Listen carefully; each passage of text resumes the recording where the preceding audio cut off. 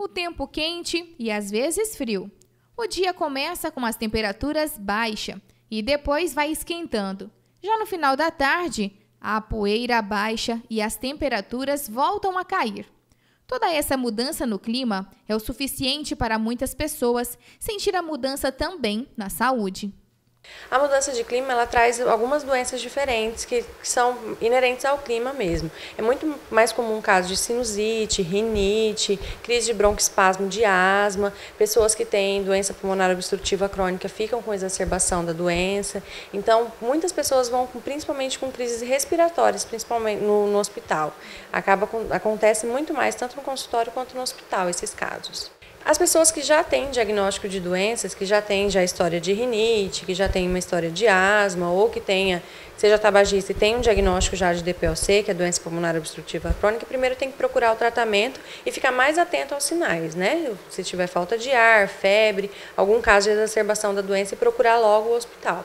Já no caso das outras pessoas que não tenham nenhum tipo de doença, tem que aumentar a quantidade de água ingerida por dia, tentar deixar os ambientes que ficam mais úmidos, colocar toalhas, colocar algumas bacias de água no ambiente em que ficam em ambientes muito fechados, tentar trocar várias vezes lençóis, cobertores, deixar no sol para poder não ter uma umidade e criar muito mais mofo e ácaro dentro de lugares fechados, para poder não exacerbar esse tipo de doença, que acontece principalmente as exacerbações, as crises de tosse, de falta de ar, são muito mais no período noturno, principalmente porque o quarto ficou muito mais fechado e tomar cuidado do contato com os animais também. Segundo a médica Bruna Andrade, há uma diferença entre gripe, resfriado e alergia. Por isso, os pacientes não devem se automedicar.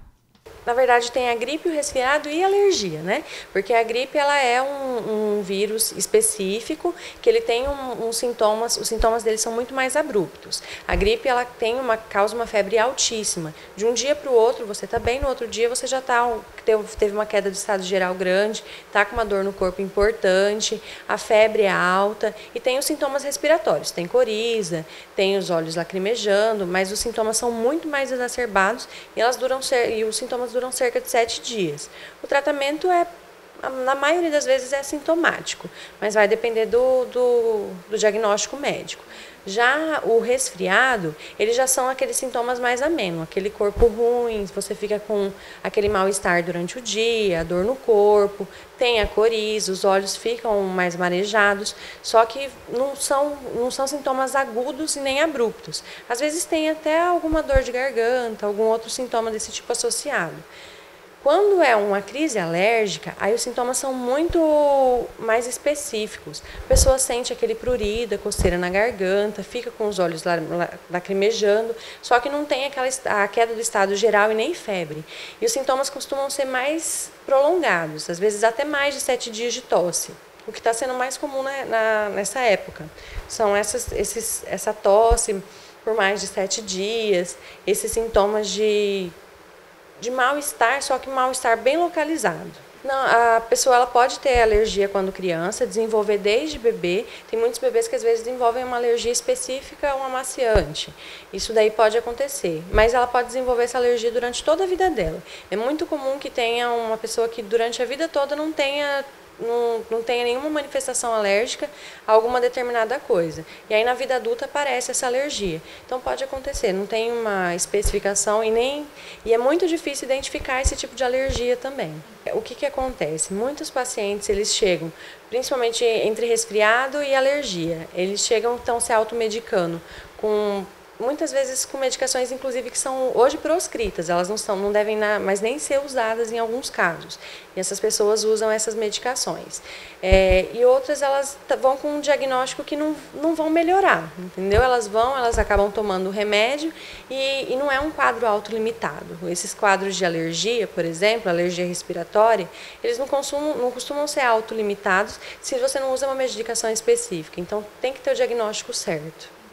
Seja você adulto, criança, idoso ou acamado, bastante atenção com as dicas passadas pela especialista. Criança, idoso, acamado, eles têm os quadros de exacerbação deles, ou os quadros alérgicos, são bem mais graves. Os idosos, por exemplo, às vezes aquele tabagista de longa data, os acamados, eles não têm a manifestação de doença como uma pessoa adulta jovem tem. O idoso, às vezes ele tem só uma queda do estado geral, parou de comer, diminuiu o apetite, diminuiu a vontade de conversar. Quando vai para procurar consulta médica, ele já está mais agravado, já está com quadro, às vezes, até de pneumonia instalada, por causa da queda da imunidade que teve todo o processo de doença.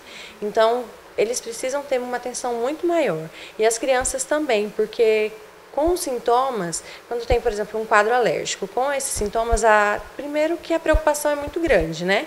E outra, depois as crianças, elas têm muitos casos de falta de ar.